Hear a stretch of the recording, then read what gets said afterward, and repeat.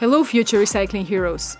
Every year we are producing 50 million tons of electronic waste. That's the same weight as 4,500 Eiffel Towers. A big number. To reduce it, we can all take a few easy steps.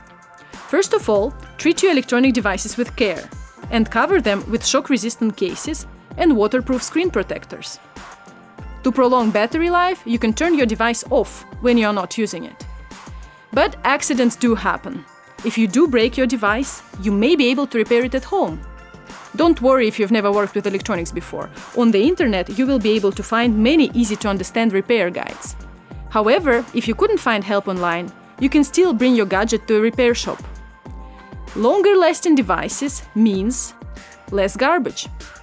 As a result, future generations will be able to enjoy the Eiffel Tower in Paris without having to worry about Eiffel Towers of electronic waste.